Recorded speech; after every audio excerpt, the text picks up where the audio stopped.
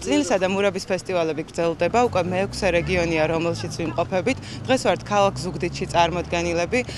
გვაქვს მოწყობილი წნილისა და მურაბის კუთხეები.